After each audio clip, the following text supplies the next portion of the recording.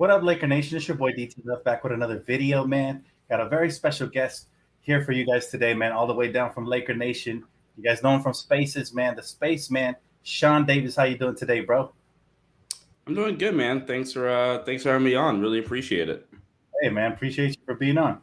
All right, let's dive right into this. Lot to talk about here today, brother. I even took some notes because, you know, this press conference was quite interesting to say the least. Let's kick it off with Darvin Ham walking in with Russell Westbrook, which shocked a couple of us. I mean, some of us saw it coming, but what do you think of that whole situation, man? Is it a guarantee that Russ is staying now, or is this just all for show? I think every Laker fan wants to say it's all for show because we'd be able to sleep a little bit better at night. Right. But I don't know what it is. I'm just gonna say I'm growing more and more content. I suppose is the right word with uh, realizing that Russ is probably gonna be back. Wow, really? Obviously, we're hoping for a Russ trade, but honestly, I think we're gonna get Russ back. Man, that's music to Russell Westbrook fans. I've been seeing all summer long. They want him to come right back and get another chance. So, congratulations, Russ stands. For everyone else, though, very concerned as you see some very controversial quotes over here. Talking about potential lineups with Russ and Patrick Beverley at the same time. Darvin Ham says Russell Westbrook and Patrick Beverley will work together fabulously, and he thinks they complement each other well and wouldn't want to be the opposing backcourt facing them. What do you, man? What do you make of this quote, bro? Like, do you really see them together on the court at the same time? What's up, everybody? I would have not said if you're an opposing backcourt, look out. I definitely would not have said that. But I don't know, man. I'm cautiously optimistic. I've been putting this on Twitter recently.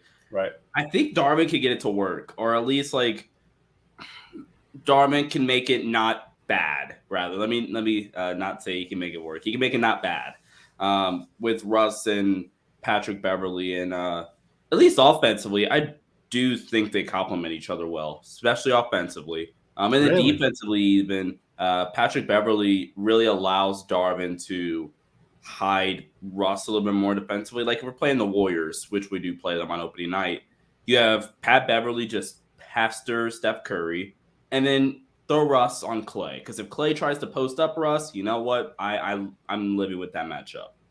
Russ is physical enough to be able to hang down there with Clay, and then you deal with the rest of your matchups accordingly. So I mean, cautiously optimistic is the word. It's just like again how bought in is Russ really, and I guess Right. we'll have to see when the season starts in training camp. Well, I feel like, you know what, to your point, bro, I feel like that question has rolled over from last season. I mean, last season we had the same questions heading into the season. Hey, is Russ going to buy in? Is he going to take a lesser role?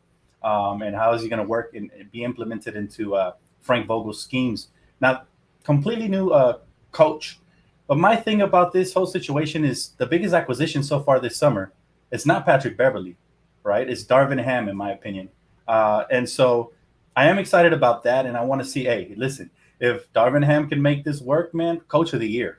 All right, he gets Coach of the Year right off the bat because it just, to me, it just I don't see a backcourt of Russ and Patrick Beverley sharing the floor together being very effective. Now that being said, I will try to be cautiously optimistic, like you said, because man, seriously, we're traumatized from last season, right? But let me ask you this: since it looks like we're keeping Russ, what type of team are you rolling out there with the starters? Sean Davis. What's your starting lineup looking like with AD and LeBron, like alongside them that could complement each other potentially, or whatnot? Am I allowed to bench Russ? You're allowed to do anything you want. You are the head coach, man. The best lineup, in my opinion, on paper right now is Patrick Beverley, Austin Reeves, JTA, LeBron AD. That's your best lineup. Okay, yeah, I You like get that lineup. I agree. you can get really switchy defensively. You can do all the creative stuff in the world that Darvin Ham's going to want to do on that end of the floor. And I think offensively as well, you don't compromise some of the stuff you want to do offensively because you're not taking the ball out of LeBron's hands. The biggest thing you would be compromising. And you have is Austin Reeves has definitely been in the gym all summer long. If he's really worked on that shooting ability, or we're seeing progress in terms of production, then that's another decent enough shooter for that lineup for spacing. And then Patrick Beverley's a career 38% shooter from three. Now he's going to get the Lakers curse that everybody that comes in, they shoot worse when they're a Laker, except LeBron. Right. But no, and then JTA is really freaking good, and I think people are really underrating that free agency signing. Definitely my favorite free agency signing out of all of them. Oh wow, okay. I was going to ask you that question. Yeah, I'm glad you. Yeah. So JTA over all the rest, right? Thomas Bryant. We added some very good young players this offseason. But again, to me, just my thing is with this Laker team, man, how far can they go?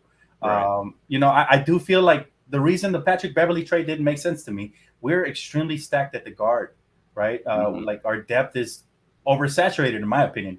And we still have 2 open roster spots. So it just didn't make sense to me to trade for Patrick Beverley unless there was a subsequent trade to follow that one up, right?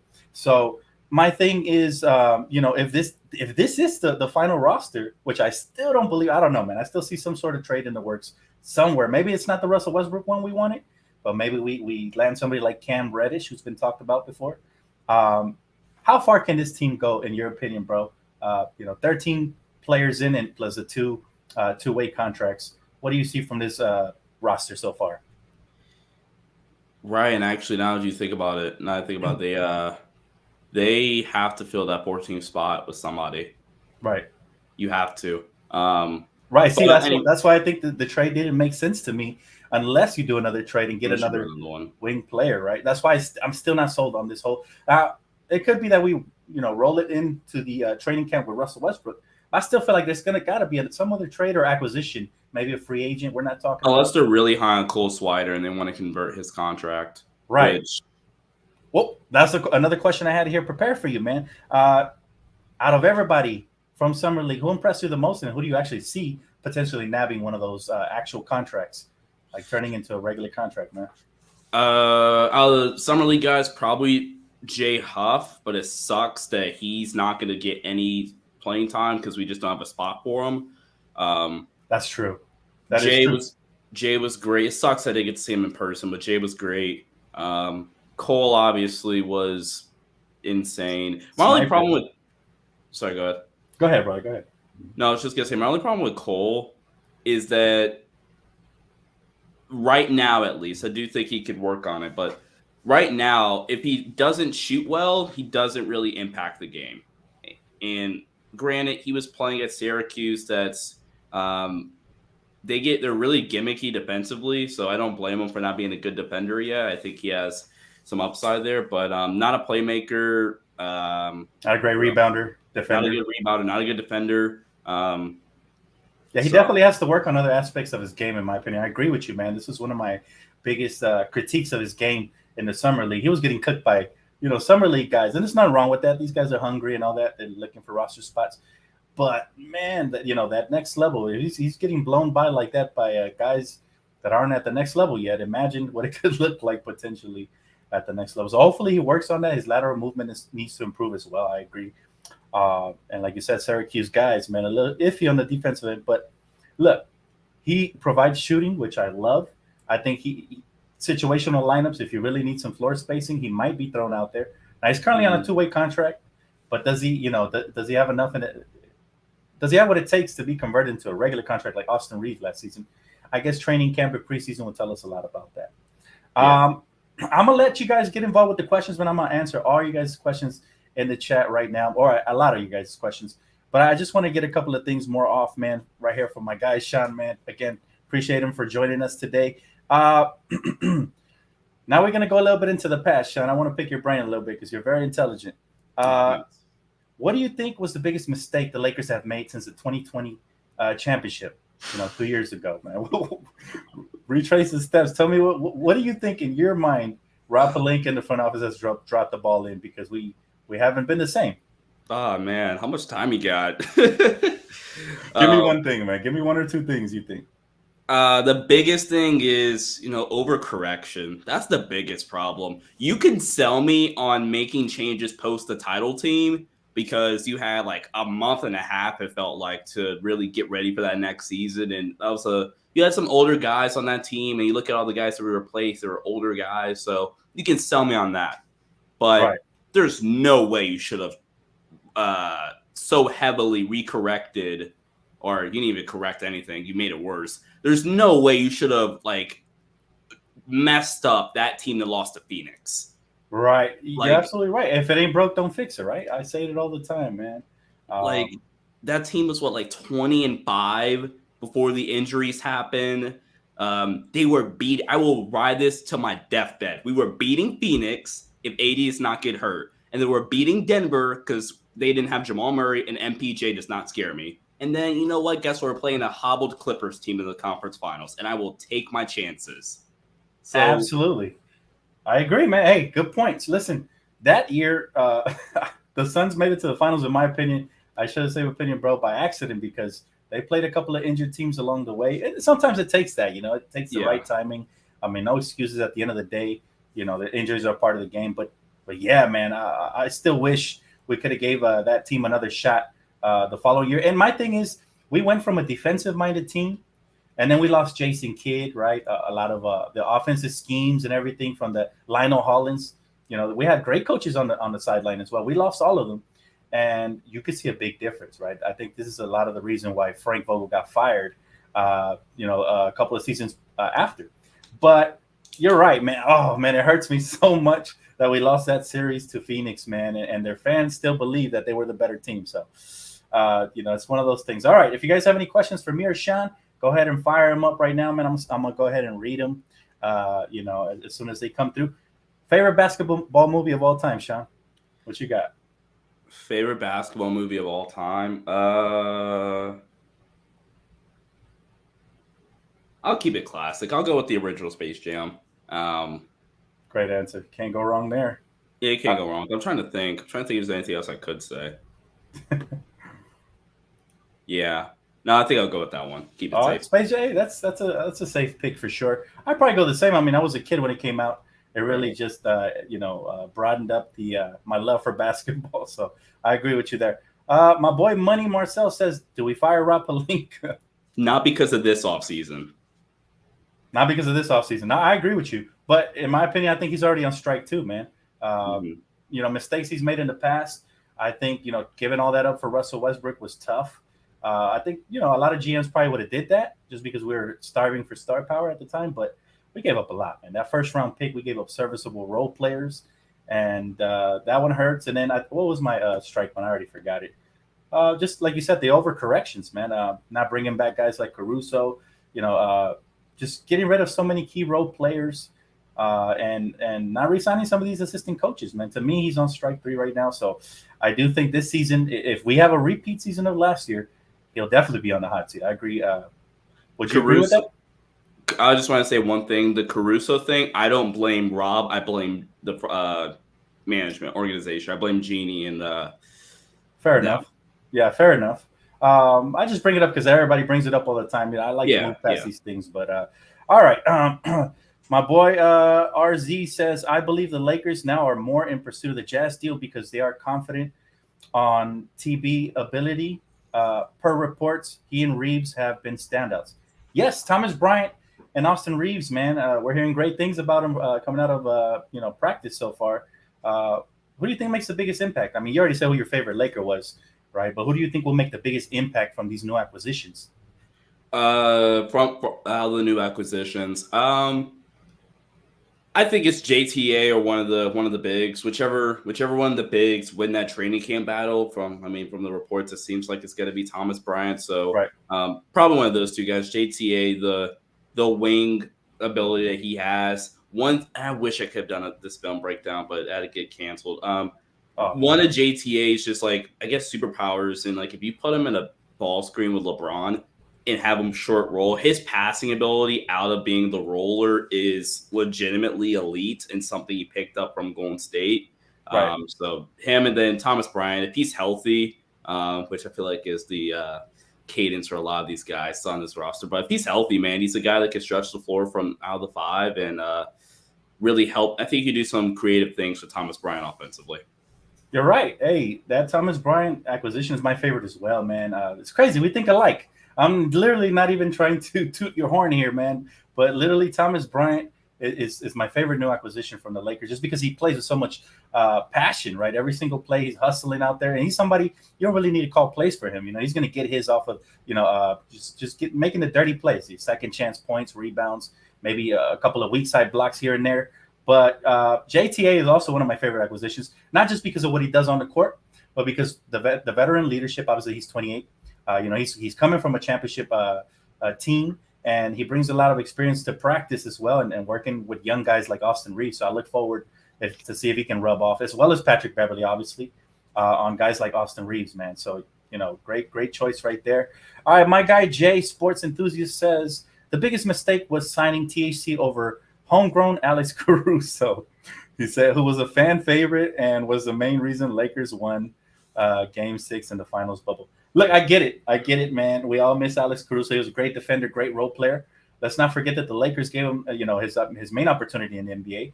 If not, who knows? Maybe he'd still be in the G League as an undiscovered diamond in the rough. But I'm over it, man. Listen, every front office makes mistakes, right?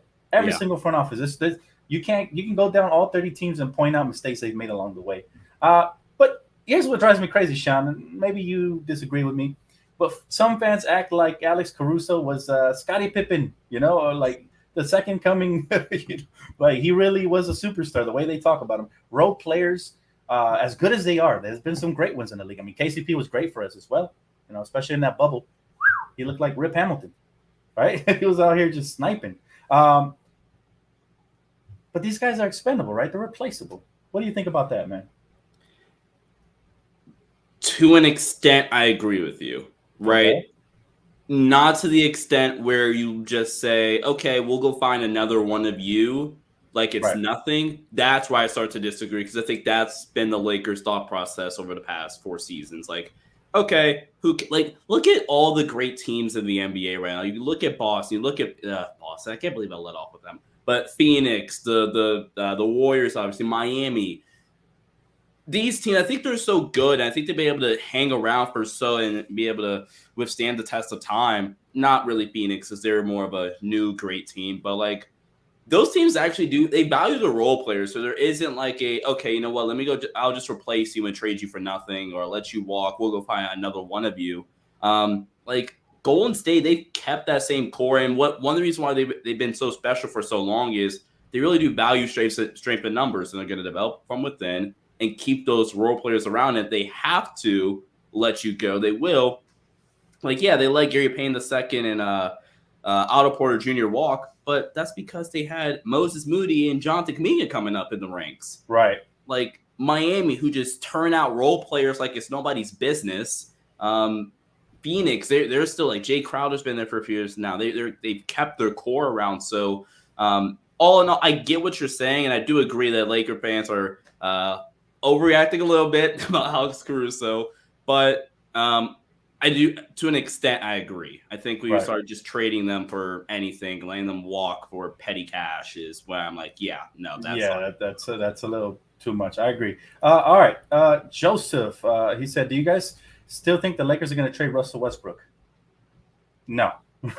Personally, bro, I mean, he's been at every press conference. You see Darvin Ham is gushing about his guy, man, talking about you can see him starting alongside Patrick Beverley. I mean, some of these quotes are just a dead giveaway that most likely he's coming back. Personally, I think maybe the Lakers didn't find the deal they were looking for. And I do believe that there'll be an option there to trade Russell Westbrook, maybe around the trade deadline. But for now, starting to look like he's heading into training camp. What do you think, Sean? I agree. And this has been my whole thought process the whole time about a trade. Teams want the 2 first-round picks. And if there isn't a deal out there that you're like, yeah, we really feel like we're one of the top teams in the West that can win a title. If you don't feel like any deal does that for you, that's within reason, then you don't do it. And like you said, Dan, maybe there isn't a deal out there where you're like, okay, you know what? We feel like we're up there with Phoenix. Actually, I won't even say Phoenix. We're up there with Golden State and the Clippers this year in the West. we feel internally. It's more about the internal belief. And if they don't believe any of these deals do that, then no, I think they're in the right for not trading to first. Right. Imagine, I mean, how irate would you be, Sean, if the Lakers turn around and give up these 2 first-round picks, which seem to have a lot of value around the league, according to multiple reports and sources. We give that up for a couple of role players. I think, if it doesn't work out, you don't win a championship. That's a bust, right? You have to think. So there's no way that the Lakers should just make a trade for the sake of making a trade. I agree with that. It does hurt to see Russell Westbrook back, but go ahead, bro. I just want to say one last thing. Sorry to cut you off. No, go ahead.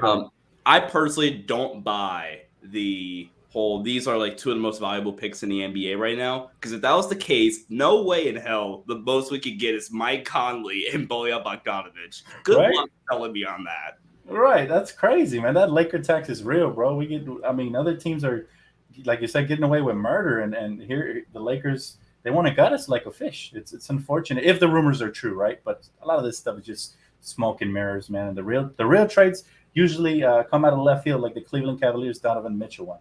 All right, Jay, appreciate the super chat, bro. He said, what do you guys feel about signing Schroeder, a pass defensively, another ball handler, and you can see him and Beverley in the backcourt? Love the show. Appreciate you, bro. I'll let you take this one, Sean. What do you think? Another guard. I'm not a fan of signing Schroeder. I'm not like some Laker fans actually hate him. I don't really care about Schroeder. Right. But no, I just don't like that fit personally. As the roster is currently constructed, we don't need another guard right now. Now, if they were able to pull off a trade and unload it, maybe 1 or 2 guards, Russell Westbrook, maybe Kendrick Nunn, then we could have this conversation again. But right. Yeah, Sean is absolutely right. We don't need more guards, and he's just okay. But I mean, it is bang for your buck if you think about it. Veterans minimum. You're getting a mid-level exception type player, who can come off the bench and put in work for sure. But I agree with you, man. I don't love or hate him. Actually, yeah, I did dislike him. I'm lying, bro. I disliked him when he was on the Lakers. He dropped the bagel in the playoffs, So, but it's one of those things where it depends how we're. Is it just me or is Rob Pelinka in love with guards at this point? Yeah. Every season we go out there, we just stacking up with guards. Where's our wing depth? Last year we were thin at the front line. Luckily, we addressed that this year, but we still, man, the Stanley Johnson trade still hurts me. Yeah. Here's one for Sean. He says, Sean, would have loved to see seen Max Christie, Alex Caruso, and Beverley in the backcourt defensively. Comes at Alex Caruso again. He said, love Max Christie pick for the Lakers. Let's go. What do you think of Max Christie, Sean? I was just about to say, my favorite part of that super chat was that he was saying he loves Christie and wasn't like overreacting to statistically a bad summer league. Like, if you guys haven't been following long enough, I was really, really high on Christie. I was screaming from the mountaintops as soon as the Lakers got pick 35. I was like, take Christie, take Christie, take Christie. They did it. I love Christie's game. I think he'll be a fit, not this year. I think he'll be a plug-and-play fit next season. When he's a little bit more polished, a little bit more ready and mature. Hopefully he'll be I hope they don't send him down. Oh, it's Patty, my guy. What's good? I hope they don't send him down to the G League at all. I really think Christie, even if he does not touch the court at all this year, I hope he's around this team this year in the locker room with the guys all year long, so that he can really start to see the work ethic of like a LeBron, Anthony Davis, even a Russell Westbrook. I know we don't like, or I won't speak for everybody, but I know a lot of Laker fans don't like Russ. Even their work ethic and seeing what it takes to win at the highest level, or how much work you have to put in to try to get there. But I think it's a great fit. I think it'll be a great fit with Darvin Ham. And I think the shooting ability, I think the shooting stuff will get figured out. I think he has to continue adjusting. But that form is silky smooth. Yeah. So yeah, you know what? I like him, man. He's got the tools. Hey, shout out to my boy Pettiest Laker fan, man. He's in here showing love. Go check him out. Sub to his channel, man. Show him love as well. Definitely knows his the game of basketball. All right. Yeah, you know what? To add to your point, man, Max Christie, a lot of people were really on his head. He's just a rookie. What is he, 18, 19 years old? He's 19. He's 19, and he's raw. We didn't draft him to come in NBA ready. I know a lot of people wanted an NBA ready prospect right now, but this is the type of player that, okay, we're giving up a lot of young talent in these trades, and, you can't have your cake and eat it too. You want to replenish some of this? Well, we get Max Christie type of prospect, and like you said, he can learn from some great guys. I'd love to see him and Austin Reeves come up in the ranks together, man. They're both young, and I like it. What is he, like 6'7", 6'8"? 6'7". He might be 6'6", but he has like a ridiculous tremendous wingspan, right? He has a ridiculous wingspan. Yes. And also, really quickly to go on to that last point about NBA ready guys. If you look at the board, I'm just trying to refresh my memory here about that draft and some of my evaluations on guys. You weren't getting a real like NBA ready wing at 35. Right. I like Jabari Walker a lot. I'm not sure he would have been NBA ready. Maybe my point is I think that there were a lot of guys that I did really like that still needed some polishing. But Christie, don't be too harsh. He's 19. Who's a rookie. You know, us Laker fans, man, we're very impatient. You know, we're ready to hit that ejectocito button as soon as they start messing up. But let's hope that he can grow. I'm sure he might see some time at the G League. He doesn't get a lot of minutes, even though he's a regular roster spot. He's taking up a regular roster spot, right? Yeah. Yeah. Okay. Yeah. Just making sure. Got another question right here from my boy Dave. He said, "Hey Dan, sup, Sean?" He said, "What do you think about Russ? 2 unprotected first round picks for Bojan and Markkinen and Vanderbilt. Can they trade Markkinen since they just traded for him? Not yet. Yeah, not yet, right? You can you just can't aggregate him, and yeah. Right. Yeah, I'm not even sure that can happen, bro. Because of that, but I mean, yeah, I'd obviously love to have a floor spacer. I thought he was great for the Cavaliers last season. Obviously, Jared Vanderbilt. I think he's tradable today, as of today, right? His contract. Yeah. So here it is tradable, or maybe it was yesterday. One of the two. It was on the 5th. I lost track of time. Oh, we're on the 6th. Okay, yeah, it was yesterday. He's definitely a name to look out for. I wouldn't mind a defensive-minded wing like him for sure. What do you think of him? Who, Markkinen or Vanderbilt? Vanderbilt, yeah, for sure. A guy that's a ton of upside, and if you threw him in like a Clarkson Bogdanovich package, I am sprinting. Yeah, you can take that second first round pick if Vanderbilt's in the deal. Sure. Right. Oh, for sure. At this point, man, I'm not sure what the Lakers are willing to give up. I've heard, Mike Conley's name. I'm like, another guard, please no. Bojan, obviously he'd be ideal, but is he worth an unprotected first round pick in your opinion? Probably not. Yeah. I think he's worth a first, but it has to have a protection on it. At least top 10, right, or something. Probably, yeah. I'd say at least top 10 protection. I agree. My boy, Win Anytime says 2 picks for Desmond Bane and Jared Jackson Jr. Get it done, Rob. Man. Run to submit this deal. Yes, get it done. Look, I'm not 55. Okay, that wasn't even the joke. I'm not 55. Yeah, of course not. That's crazy, bro. Listen, those guys are not going to get traded. Those guys are the future of the league, man. That team is building a wonderful young core over there in Memphis, and those guys are going to be pillars to that. But I like the idea, man. I mean, we could all dream, we can all wish. NBA 2K is coming out in a couple of days, so we can pull off those trades there. But in real life, nah. He said, did LeBron invite Westbrook players to the players only workouts? What was that? There was a report with Mark Stein saying Russell Westbrook would, attend, right? So yes. So I mean, if he's on the team, he's got to be a part of the team. If not, they probably send his ass packing home. Yeah, most likely. So yeah, he has to be a part of the team fully, man. At this point, is there any players out there ideally you would have wished the Lakers would have paired with Anthony Davis and LeBron? If you have your pick of the litter, man, any names pop out to you? Are we being realistic, or am I just picking anybody? Well, let's go with the realistic pick first. Let's go with a realistic pick. Realistic pick to put anybody next to LeBron or AD. I mean, first name for some reason popped in my head was Miles Turner, only because we were in a mix apparently for him. But Miles would have been a great fit next to him. I like that pick. I really, really wanted Otto Porter Jr. in the offseason as another wing to pair next to him. I saw somebody in the chat just said Otto. Kyrie for sure. Kyrie. Did you ever believe we were landing Kyrie when the rumors came up? I truly did. I did. I was drinking the Kool-Aid on the Kyrie coming to LA. I was sipping on it for sure. What a wake up to reality call that instead of Kyrie we end up with Patrick Beverley, man. Yeah. I saw your reaction, man, on Laker Nation podcast. I just wanted to know here for the fans that didn't get to see it. What was your reaction to the Patrick Beverley acquisition, man? I think you guys kind of for the ones that did see it. First off, thanks. Secondly, if you watched the video live, so we did the video just to go up on the channel, like a pre-video to the main video, right? Preview to the main video, right? Yeah. And that was more of my initial first gut reaction. I think you could tell I was a little upset. I was like, what the heck did we just do? And then if you pop on the live stream we did right after, throughout the live stream, I'm like, you know what?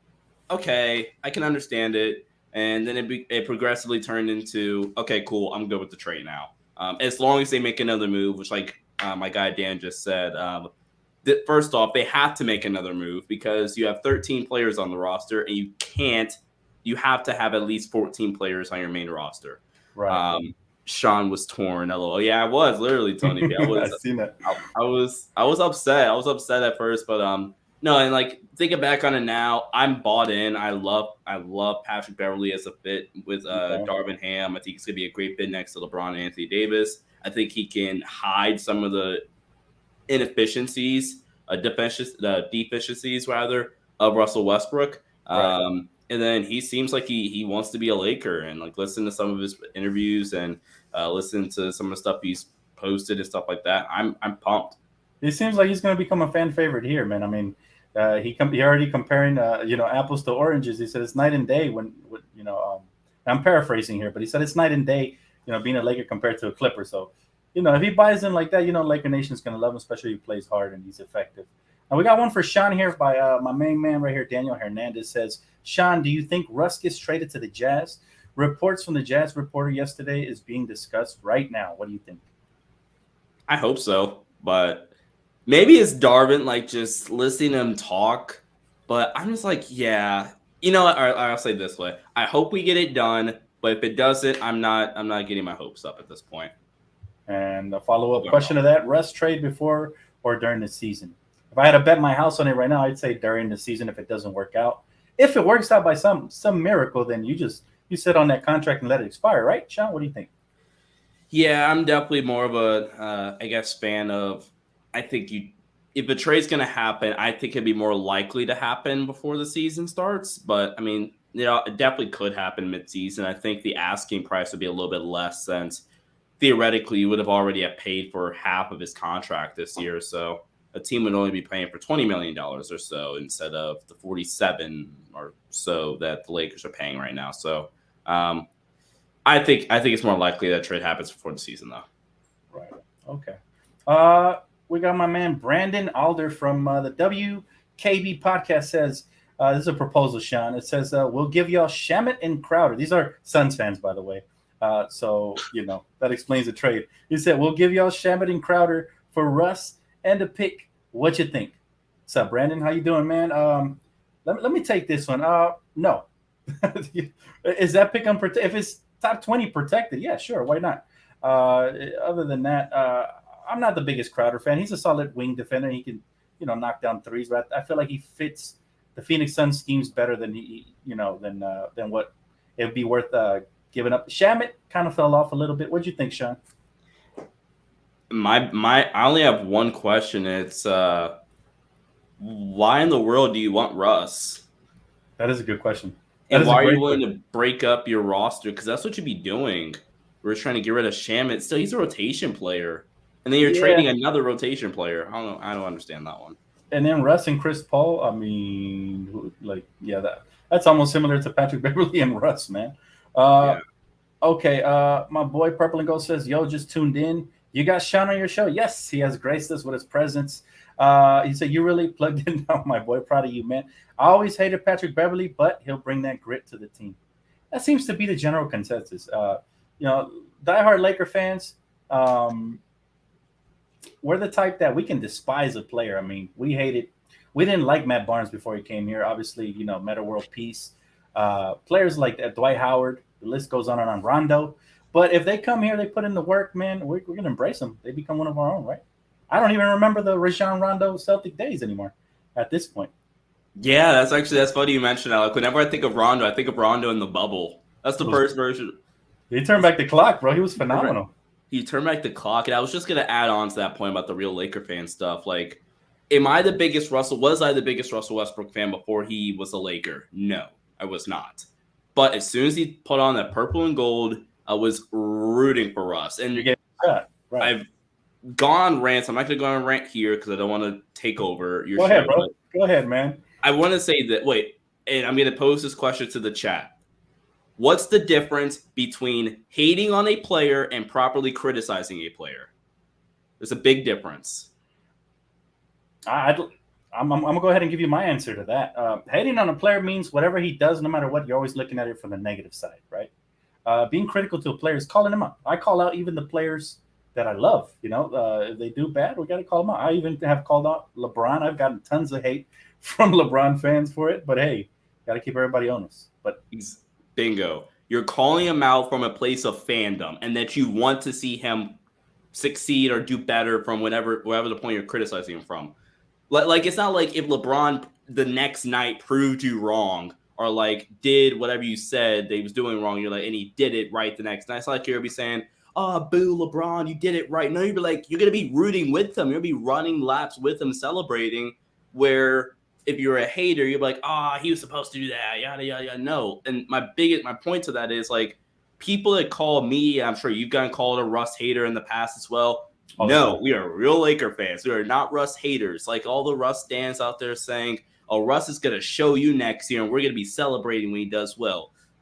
We'll welcome it. I'm going to be cheering with you. Yes, and actually, I was pro Russ before he came to the Lakers. I was like, "Oh, this is going to work out. Hopefully, he leaves his ego at the door."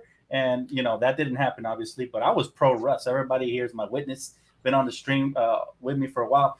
I wanted it to work out with Russ, but I'm not a believer at this point. If it happens and we get proven wrong, like you said, man, we'll be excited. We just want Lakers success. That's all we want.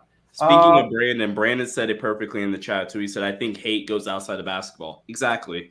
There you go. And there's a difference between fans that dislike players and hate on them for no reason, and fans that even if you dislike a player, you can give them credit and you can be real, right? To me, that's real fandom. You can dislike a player all you want. Like I respected Steve Nash, but up until he became a Laker, I wanted the worst for him on Phoenix. He eliminated Kobe in that 7-game series. I was hurt, man. They became public enemy number one for me because can you imagine Kobe in his prime years? Had he gotten past the Phoenix Suns, I think he would have did some deep damage, man. Eliminate the number 2 seed with that momentum. Even though he had Smush Parker, Luke, Kwame Brown, guys like that, he was playing prime basketball. So I would have loved to see him go. Game 4 Kobe, that was one of my favorite. Oh my God, I still get goosebumps watching that, bro. Love you too, Brandon. Carlos with the question of the day, man. I like this one right here. Thoughts on Patrick Beverley's rating higher than Russ on 2K?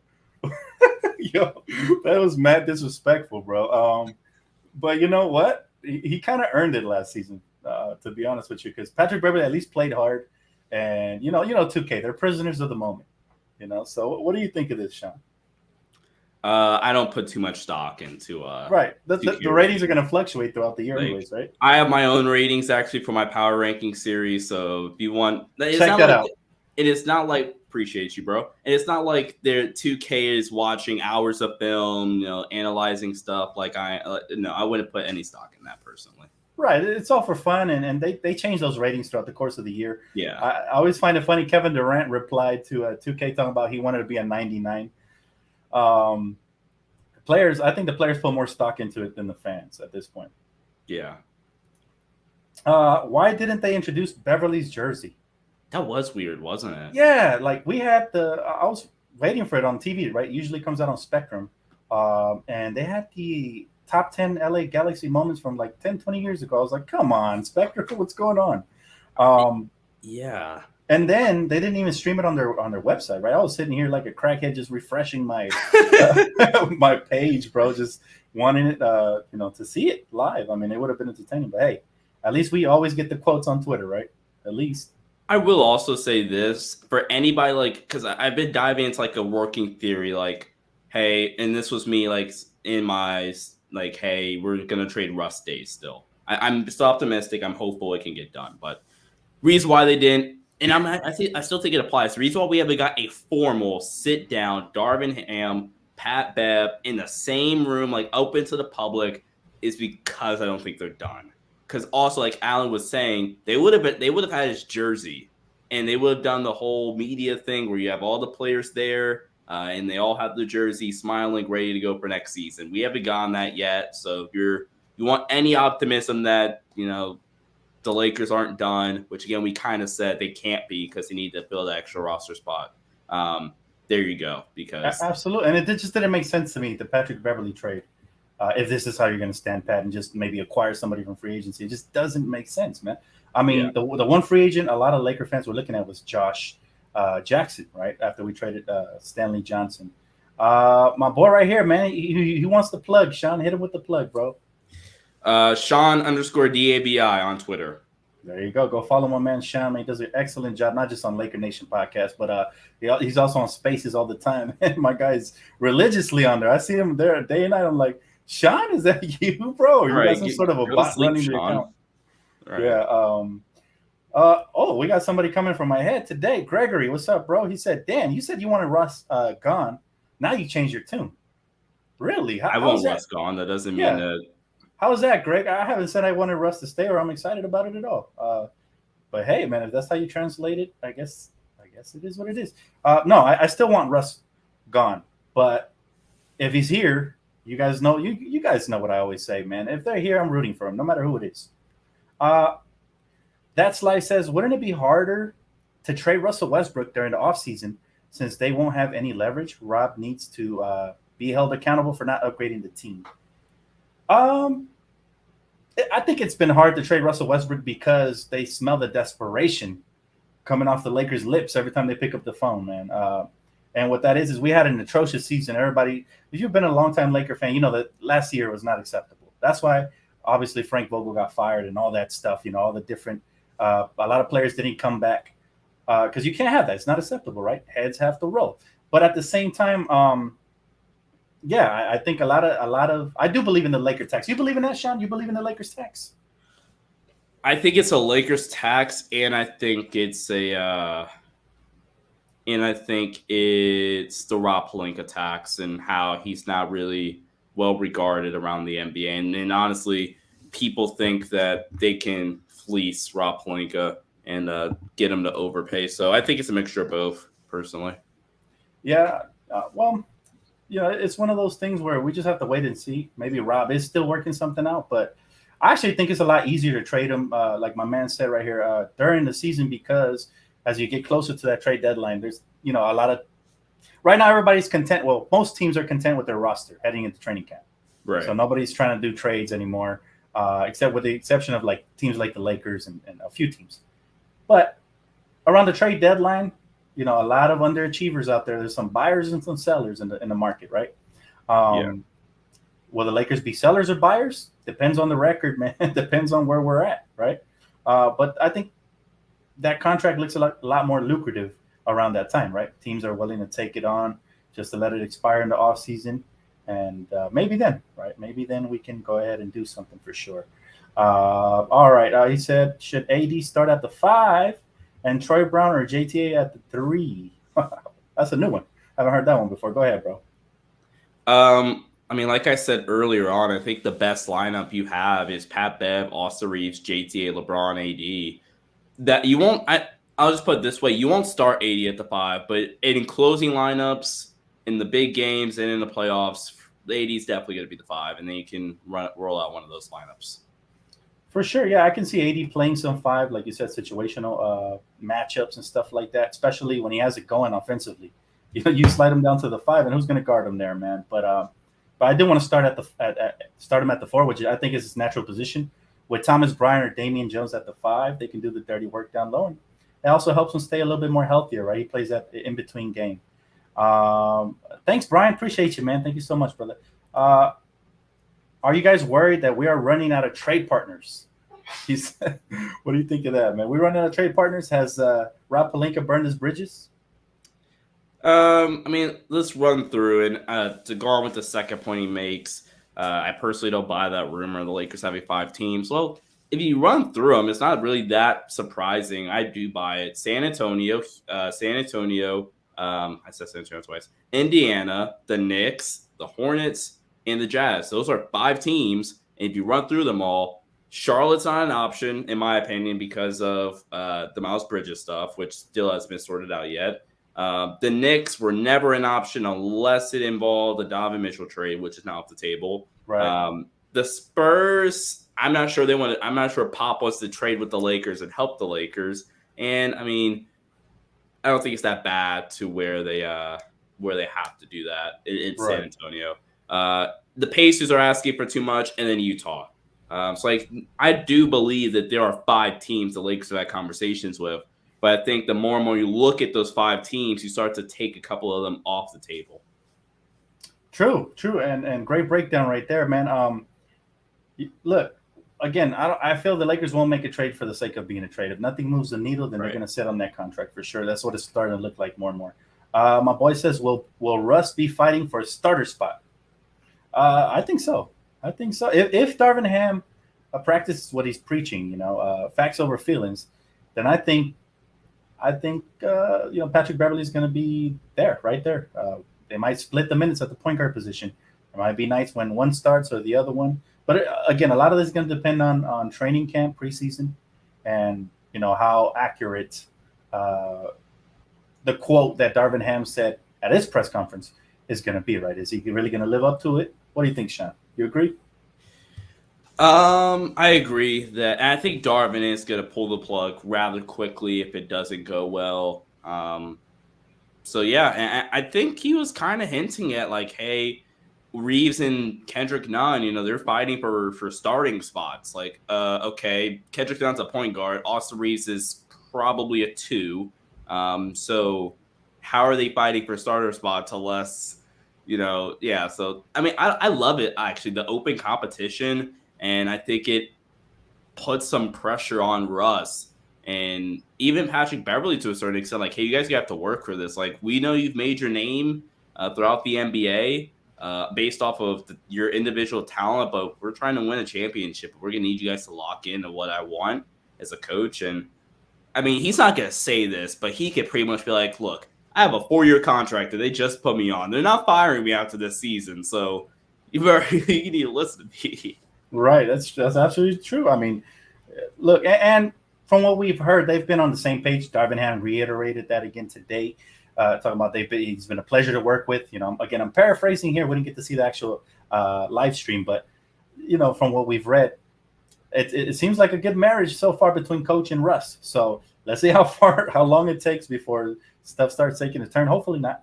But I do anticipate some controversies throughout the season. I mean, it wouldn't be Hollywood without controversies in La La Land, right? So it'll be interesting there. He said, no Russ trade. He can build value through the season. Hopefully he does. Appreciate you, Miguel. Thank you so much, man. Give credit to Dan. Dan's a great host. Give credit. Thank you, bro. Dan. Appreciate you, Sean. Hey, man, you do great work year round, brother. You guys been putting it down over there all summer long with the rumors on Laker Nation. And if you guys don't already follow him on Twitter as well, man, definitely plug yourself again one more time, Sean. Sean_DAVI on Twitter. There you go. He's on Spaces all the time, man, answering your questions on the daily for sure. Any final questions before we get off? I do want to ask, bro, how you holding up with this heat, man? How's everything? What you been doing to stay cool? I guess most people don't know this. I do not actually live in LA, unfortunately. I wish I was, but I am not in LA. That's right. But is it much better where you're at? Where are you at? Not in terms of the weather, but if I have to deal with like 2 weeks of it being abnormally hot, I will deal with it to be in LA. So right. It's just been fires down here in Cali, bro. It's been crazy. The other day I was actually driving down the highway, man, running errands. Had to pull over. I got dizzy, bro. I got dizzy. I felt like my brain was gonna melt, so I had to pull over to the side, be safe. And I was sitting there feeling all dumb and dazed and confused. And I was like, this is what it must feel like to be a Clipper fan. So it's one of those things, man. You just, if you know, you know. Great way to end the show. You're not gonna throw in my Clipper fan jab, man. But thank you so much for being on live with us today, Sean, man. You absolutely killed it, brother. You're welcome to come on live anytime. Anything last you want to say to Laker Nation before we get off? No, man. Appreciate you for bringing me on. You're a great host, like I said. Give you your flowers, and yeah, thanks a lot. And I see why you have a cult following, man. You're awesome. Oh man, thank you so much, brother. Pleasure to have you, man. And hopefully we'll do it again sometime soon, man. Have a great day, Laker Nation. Thank you guys for participating as well, man. Shout out to the sponsor Prize Picks. You guys have been phenomenal, man, participating all summer long. So thank you guys. Season around the corner, training camp. Very excited, Sean. Let's get it. Hopefully we do this again soon. All right. Yeah, of course, man. Anytime. All right, brother. Take it easy, man. And thank you guys all. Don't forget to smash the like button, subscribe, follow my man Sean, and stay tuned.